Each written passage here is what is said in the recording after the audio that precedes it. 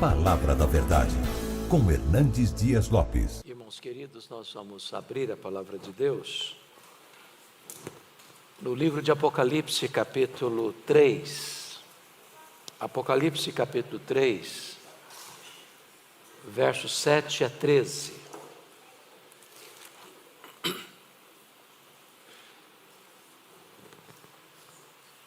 Apocalipse 3, 7 a 13. Carta à igreja em Filadélfia. Ao anjo da igreja em Filadélfia escreve: estas coisas diz o santo, o verdadeiro, aquele que tem a chave de Davi, que abre e ninguém fechará, e que fecha e ninguém abrirá. Conheço as tuas obras. Eis que tenho posto diante de ti uma porta aberta, a qual ninguém pode fechar. Que tens pouca força, entretanto guardaste a minha palavra e não negaste o meu nome. Eis farei que alguns dos que são da sinagoga de Satanás, desses que a si mesmos se declaram judeus e não são, mas mentem, eis que os farei vir e prostrar-se aos teus pés e conhecer que eu te amei, porque guardaste a palavra da minha perseverança. Também eu te guardarei da hora da provação que há de vir sobre o mundo inteiro, para experimentar os que habitam sobre a terra. Venho sem demora, conserva o que tens, para que ninguém tome a tua coroa. Ao vencedor, far-lo-ei coluna do santuário do meu Deus, e daí jamais sairá.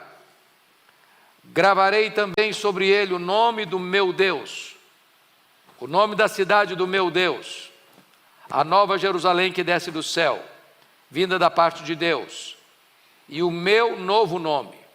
Quem tem ouvidos, ouça o que o Espírito diz às igrejas. Amém.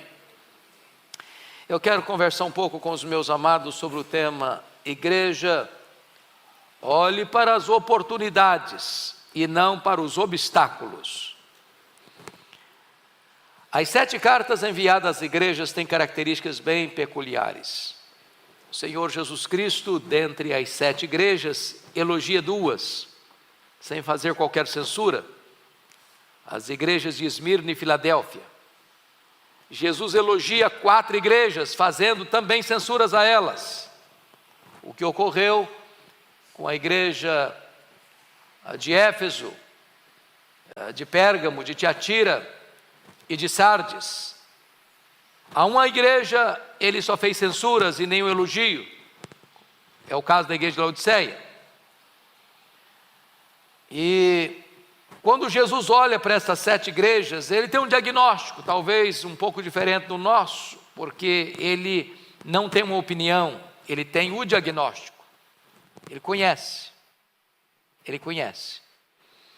Ele olhou para a igreja de Éfeso e viu que aquela igreja era uma igreja fiel doutrinariamente, mas tinha perdido o seu primeiro amor. Ele olhou para a igreja de Esmirna, que era pobre, mas ele disse: você é rica. Ele olhou para a igreja de Pérgamo e viu que gente lá se misturava com o mundo, mas tinha gente fiel a ponto de morrer pela sua fé.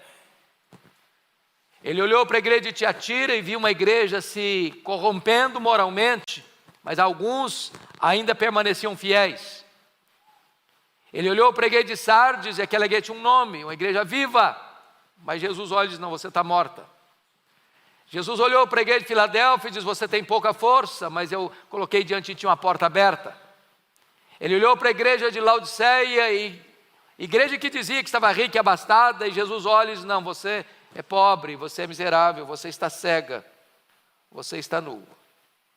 Diante desse fato preliminar, eu gostaria de olhar esta carta e tirar desta carta algumas lições que eu passo a compartilhar com vocês. A primeira delas é que Jesus conhece não só a igreja, mas conhece a cidade onde a igreja está inserida. E Jesus nos ensina princípios, porque conquanto pregadores, conquanto professores de escola bíblica dominical, conquanto pessoas que ministram a palavra de Deus, cabe-nos não só conhecer o texto, mas conhecer o povo. Não só conhecer o texto, mas conhecer o contexto. Não só olhar a passagem bíblica, mas a geografia, a história, a cultura da cidade para a qual você está pregando. Recebemos aqui hoje um desafio para abrir uma igreja em Roma. Tem uma cultura por trás, tem uma história por trás, tem toda uma conjuntura política, econômica, social, religiosa por trás.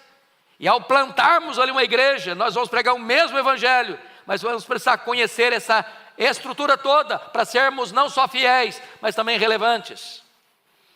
E aqui é curioso porque a cidade de Filadélfia foi fundada para ser uma porta aberta para a divulgação da cultura e da filosofia grega. Aquela cidade ficava como que na encruzilhada do mundo, era a porta de entrada da Ásia. Era uma espécie de embaixadora da cultura grega. E Jesus está dizendo para a igreja, olha, assim como a cidade de Filadélfia era uma porta aberta e uma embaixadora para a proclamação da cultura grega, a igreja está nessa cidade, com a porta aberta para pregar o evangelho. Ela tem uma missão nessa cidade. Aquela cidade tinha sido castigada por vários terremotos. Tanto é fato que pessoas moravam em Filadélfia e alguns deles moravam em tendas improvisadas, com medo de terremotos, paredes rachadas, monumentos quebrados, arruinados. E é diante dessa cidade acostumada com abalos sísmicos é que Jesus Cristo diz que o vencedor seria colocado como coluna do santuário de Deus, coluna inabalável e inamovível. Portanto, aquela igreja entendia a linguagem de Jesus. Mas em terceiro lugar, olhando essa cultura da cidade, a cidade de Filadélfia foi batizada com um novo nome, depois da sua reconstrução, porque a cidade foi devastada por um terremoto, o mesmo terremoto que destruiu Sardes no ano 17, depois de Cristo, e aquela cidade só foi plenamente reconstruída no ano 90, com recursos imperiais, e então ao ser reconstruída, ela recebeu um novo nome, foi rebatizada com o nome de Neo-Cesareia, ou a nova cidade de César. Essa igreja entendia a linguagem que Jesus vai usar, e está postamente lá no verso 11, quando está escrito o seguinte: gravarei também sobre ele o nome do meu Deus, o nome da cidade do meu Deus, a Nova Jerusalém, o meu próprio nome. A igreja sabia o que era isso. O que Jesus está nos ensinando aqui, irmãos? Pegar ganchos da história, da geografia, da cultura, dos fatos que estão ocorrendo, para apresentar com mais clareza, com mais eloquência, com mais pertinência a mensagem do evangelho. Então, o pregador precisa criar pontes de contato na sua comunicação. Segundo ponto que eu chamo a sua atenção é que Jesus conhece a igreja e se apresenta como solução para ela. Primeiro, para uma igreja perseguida pelos falsos profetas, que eram os judaizantes, e você pode perceber isso comigo na linguagem de Jesus, no versículo 9, eis que farei que alguns que são da sinagoga de Satanás, desses que a si mesmos se declaram judeus e não são. Por que está acontecendo aqui? Os judaizantes, que eram judeus de raça, de sangue, estão dizendo para os crentes o seguinte: olha, vocês não estão salvos não. Se vocês não se limitarem e obedecerem aos preceitos judaicos, como aconteceu lá em Atos 15, se vocês não se circuncidarem, se vocês não guardarem a lei de Moisés, não há salvação para vocês não. E estão dizendo para os crentes: ó, vocês não estão salvos não. Se vocês querem ser salvos, vocês têm que voltar para o judaísmo. No cristianismo não tem salvação. E Jesus chama esse time, esse grupo de sinagoga de Satanás, que se declaram judeus, mas não são judeus, porque o verdadeiro judeu não é aquele que tem o sangue de Abraão correndo em suas veias, mas aquele que tem a fé de Abraão habitando em seu coração. O verdadeiro judeu, espiritualmente falando, é aquele que crê no Senhor Jesus. É aquele que é filho de Abraão pela fé. É o filho da fé. E então, para esta igreja perseguida pela questão religiosa, Jesus vai se apresentar da seguinte maneira no verso 7. Estas coisas diz o santo, o verdadeiro. É aquele que é o verdadeiro, é aquele que é o santo separado, é que está se dirigindo a uma igreja tão atacada pelas falsas doutrinas. Jesus está criando pontos de contato. Segundo, para uma igreja sem força aos olhos do mundo, Jesus parabeniza a igreja pela sua fidelidade. Olha o verso 8. Conheça as suas obras. Eis que tenho posto diante de ti uma porta aberta, a qual ninguém pode fechar. Tens pouca força, entretanto guardaste a minha palavra, que não negaste o meu nome. Verso 10, parte A, porque guardaste a palavra da minha perseverança. Notem vocês, a igreja é fraca aos olhos do mundo. Fraca por quê? Fraca porque talvez é pequena. Fraca porque talvez os membros são pobres. Fraca porque talvez os membros dessa igreja são escravos. E Jesus conhece a fraqueza da igreja. Mas ele disse, olha, apesar de vocês serem fracos, vocês têm guardado a minha palavra. Vocês têm sido perseverantes. Vocês não têm sucumbido. Vocês não têm negado a fé. Vocês não têm retrocedido diante das dificuldades, nem das pressões e opressões que vêm sobre vocês. Mas em terceiro lugar, para uma igreja perseguida e odiada pela sinagoga de Satanás, Jesus diz que ela é a igreja amada por Ele. Olha o versículo 9 comigo. Eis que farei que alguns dos que são da sinagoga de Satanás, desses que a si mesmos declaram judeus e não são, mas mentem, eis que os farei vir e prostrar-se aos teus pés e conhecer que eu te amei. Olha que coisa maravilhosa. O que Jesus está querendo dizer com isso? Não é, a minha vitória vai ter sabor de mel, não. Não é essa a ideia aqui. A ideia aqui é que esta igreja que está sendo acusada pelos judeus, que Jesus chama de sinagoga de Satanás, e não se intimida, não recua, mas permanece fiel, permanece íntegra, permanece obediente, o Senhor Jesus vai fazer que aqueles que estão atacando a igreja, acusando a igreja de ser falsa, de não crer no verdadeiro Deus, de não estar salva, essas pessoas vão ser trazidas pelo próprio Senhor Jesus, para terem que reconhecer que a igreja é verdadeira, é fiel e é amada do Senhor Jesus. Meus amados irmãos, o nosso papel não é tanto nos defendermos, é andarmos com Deus. Porque quando nós andamos com Deus, aqueles que nos criticam e zombam de nós, vão ter que voltar a nós e mudar de opinião a nosso respeito, e saber que nós somos o povo amado de Deus. Nós somos o seu povo, o seu rebanho, o seu corpo, a sua família, a menina dos seus olhos. Mas em quarto lugar, para uma igreja que guardou a palavra de Cristo nas provações, Cristo aguardará das provações futuras. Olha o verso 10 comigo. Porque guardaste a palavra da minha perseverança, também eu te guardarei da hora da provação que há de vir sobre o mundo inteiro, para experimentar os que habitam sobre a terra. Meus amados irmãos, isso é algo tão precioso para nós, porque quem guarda a igreja é o Senhor Jesus. Ontem o pastor Arival, parece que no culto da noite, fez uma declaração. Acho que no culto da manhã, quando estava falando da ceia. A igreja de Deus, ela é indestrutível. Ela não pode acabar. É promessa de Jesus. Ela vai celebrar a ceia até que Jesus volte. Então não vai ter um período da história que lá não tem mais celebração da ceia, porque acabou a igreja na história, acabou. Não acabou não vai acabar não. É impossível acabar. A igreja vai continuar, a igreja vai perseverar, o remanescente fiel não vai dobrar-se.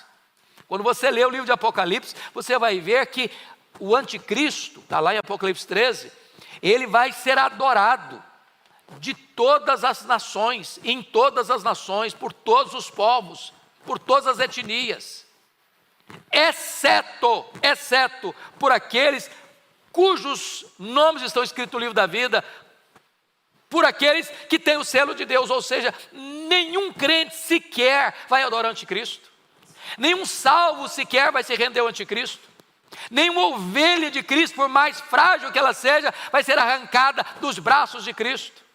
A igreja é guardada pelo Senhor, quem protege a igreja é o Senhor Jesus, foi Ele quem disse, as portas do inferno não prevalecerão contra ela. Nós poderíamos unir a nossa voz a Lutero e cantar, Castelo Forte é o nosso Deus, é o nosso Deus.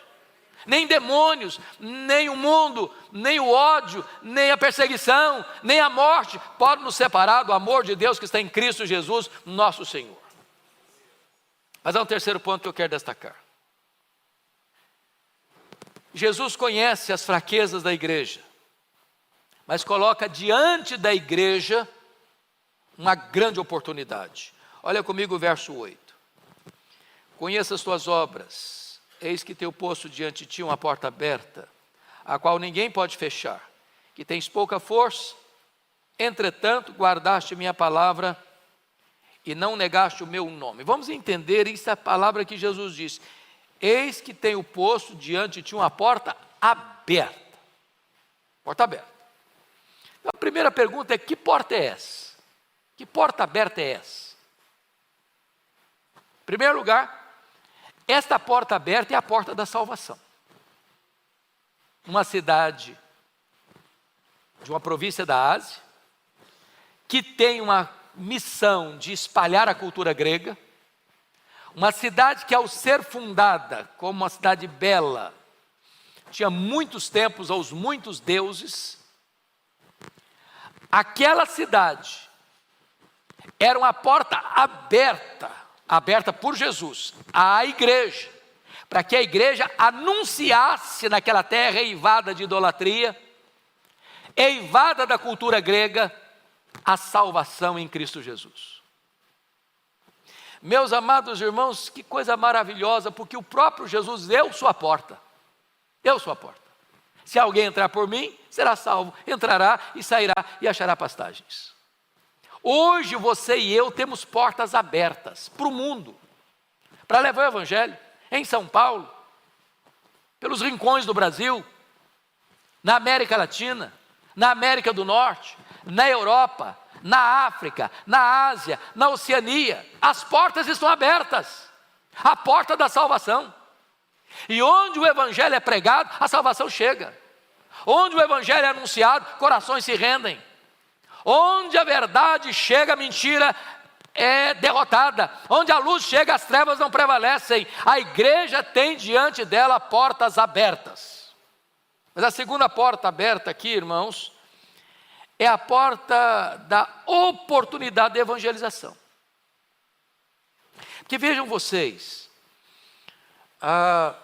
as provações são tempos de oportunidade.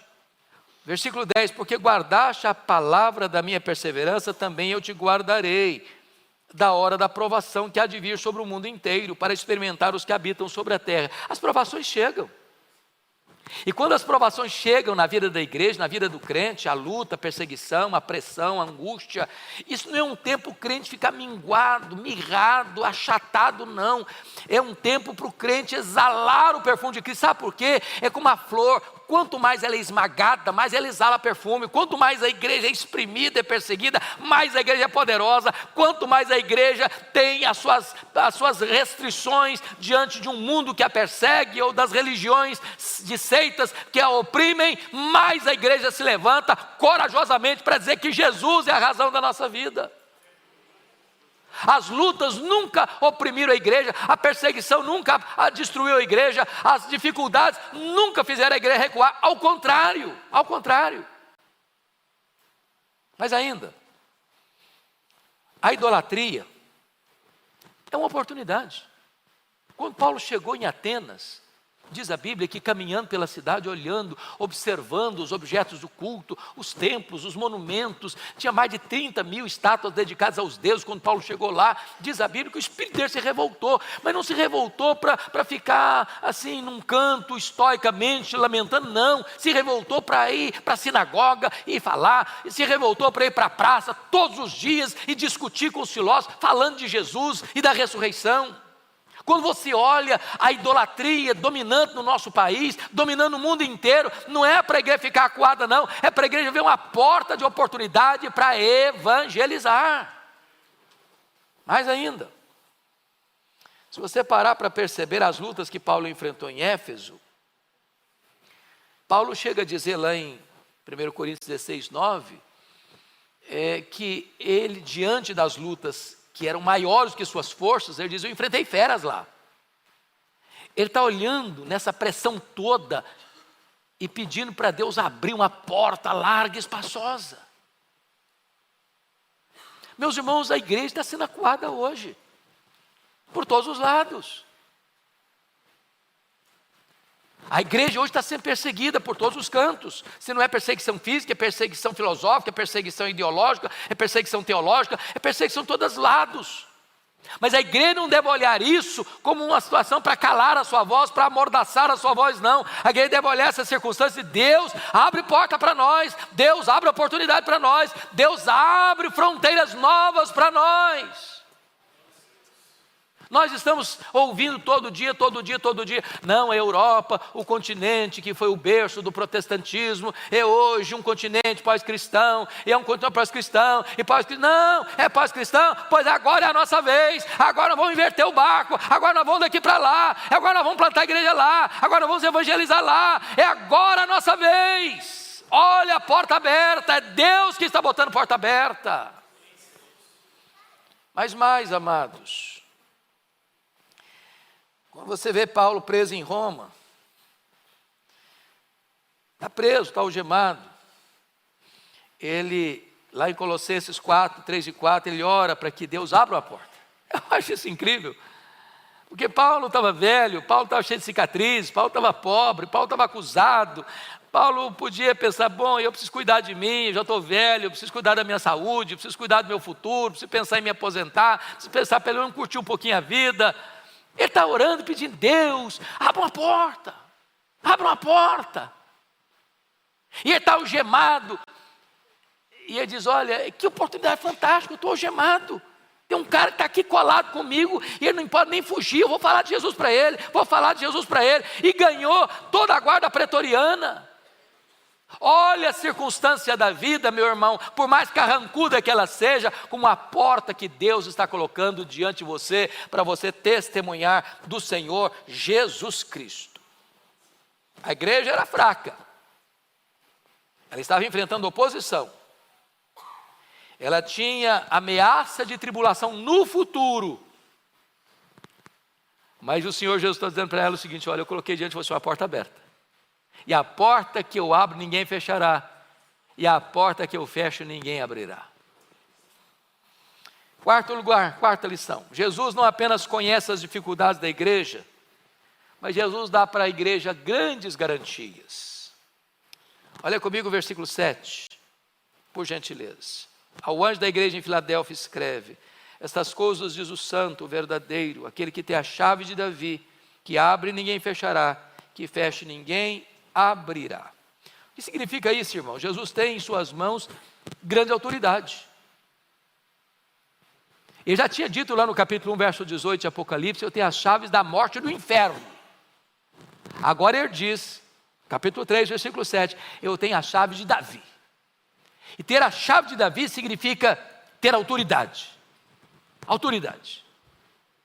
Antes do Senhor Jesus comissionar a sua igreja, ele disse para ela, toda a autoridade me foi dada nos céus e na terra. Portanto, ide. Nós não estamos indo na nossa força, no nosso poder, a nossa capacidade apenas, nós estamos indo debaixo de autoridade, nós estamos indo debaixo de poder, nós estamos indo debaixo daquele que tem o comando, que tem o controle, que domina tudo, a obra é dele, quem faz a obra é ele, nós somos apenas os cooperadores, porque é ele quem vai na nossa frente, é ele quem abre portas, é ele quem fecha portas, é ele quem dá arrependimento, é ele quem dá a fé, é ele quem chama eficazmente, é ele quem faz, é ele quem edifica a igreja. Esta porta, esta chave de Davi, que abre a porta do Evangelho, abriu para os judeus, lá em Atos 2, abriu para os samaritanos, lá em Atos 8, abriu para os gentios, lá em Atos 20, e abre, irmãos, essa porta para o mundo inteiro, quando a igreja tem olhos abertos para ver. Mas eu quero concluir com o último ponto. Jesus não apenas conhece a pobreza da igreja, mas promete à igreja uma grande recompensa e uma gloriosa herança. Olha comigo o verso 11, por favor. Venho sem demora, conserva o que tens, para que ninguém tome a tua coroa. Jesus está dizendo para essa igreja o seguinte: olha, vá fazer a obra, vamos lá, a porta está aberta. E tem uma coisa, não tem muito tempo também não. Eu venho sem demora. O tempo de Deus não é o nosso, mas Ele prometeu que vai voltar, e Ele disse que vai ser rápido, que nós não temos todo o tempo urge, e é preciso fazer a obra de Deus enquanto é dia, porque a noite vem quando ninguém mais pode trabalhar. Mais do que isso, nós precisamos guardar o que temos, guarda o que tens, para que ninguém tome a tua coroa. E a ideia de coroa aqui, irmãos, não é perder a salvação, não é que alguém pode chegar em você e tirar a sua salvação, você está salvo hoje e perder essa salvação, não é isso que Jesus está falando. A coroa aqui é a grande oportunidade que aquela igreja tinha de, na cidade que tinha portas abertas para divulgar a cultura grega, a igreja tem portas abertas para pregar o Evangelho. Se a igreja não aproveita o tempo da sua oportunidade, como candeeiro que é, o Senhor Jesus pode chegar e retirar esse candeeiro, como fez para a igreja de Éfeso. Olha, se você não se arrepender, eu virei a ti e removerei o teu candeeiro. O candeeiro é feito para brilhar, se não está brilhando, não tem importância, não tem relevância, não faz sentido de existir. É como aquela planta que está lá na parábola que Jesus contou, de uma figueira no meio de uma vinha, que o dono veio e procurou fruto, não encontrou, voltou no outro ano, procurou fruto, não encontrou, voltou no terceiro ano, não encontrou fruto, e o dono falou: pode cortar, está ocupando espaço inutilmente, pode cortar. O Senhor está nos dando oportunidades, guarda o que tens, para que ninguém tome a tua coroa. Seja um crente de verdade, seja um crente ativo, dinâmico, que entenda que você não foi salvo apenas para desfrutar a salvação, você foi salvo também para levar essa salvação a outras pessoas. Você agora que foi alcançado é um enviado, você que foi alcançado pela graça, agora é um embaixador da graça de Deus. Você não pode se calar, você não pode se omitir. Mas a segunda coisa que Jesus faz é prometer no verso 12 algo maravilhoso: ao vencedor falo-ei coluna do santuário do meu Deus. Ou seja, se nós formos frágeis e peregrinos aqui, nós temos a promessa de algo inabalável ali.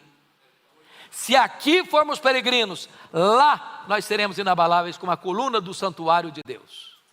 Nada nem ninguém pode nos abalar. Terceiro, o vencedor terá gravado em sua vida um novo nome. Para aquela cidade que tinha trocado de nome, agora Jesus está dizendo: olha, o vencedor, o fiel, o que persevera, ele vai ter gravado um novo nome nele. E aqui vale a pena você olhar comigo no verso 12. Gravarei também sobre ele o nome do meu Deus, o nome da cidade do meu Deus, que é a Nova Jerusalém que desce do céu, vindo da parte do meu Deus, e o meu novo nome, o nome do Pai, o nome da Nova Jerusalém e o nome do Filho. Vão estar gravados em você. E o universo inteiro vai saber que você é propriedade de Deus. E o universo inteiro vai saber que você faz parte da família de Deus. Você é a igreja de Deus, porque você é a própria Nova Jerusalém.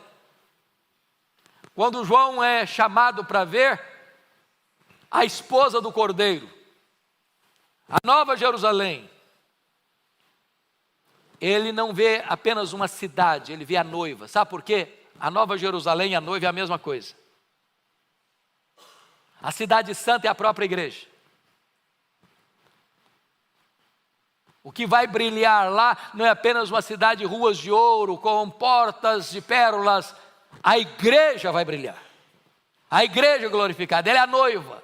É o resplendor da glória de Deus, refletindo nela e através dela. E é por isso que, amados irmãos, nós poderíamos concluir dizendo 3 coisas. A porta aberta é a oportunidade da igreja. A chave de Davi é a autoridade de Cristo. E a coluna do santuário é a segurança do crente. Então, Cristo abriu as portas, Cristo tem as chaves e Cristo promete segurança eterna. Agora é com você e é comigo. Agora é conosco. As portas continuam abertas. E é tempo da igreja olhar não para os obstáculos, mas olhar para as oportunidades. Não é tempo de recuar, não é tempo de se acovardar, é tempo de agir, é tempo de trabalhar. É tempo de abrir os olhos e ver as portas que o Senhor Jesus abriu para nós. Entremos por elas e trabalhemos para a glória dEle até que Ele volte.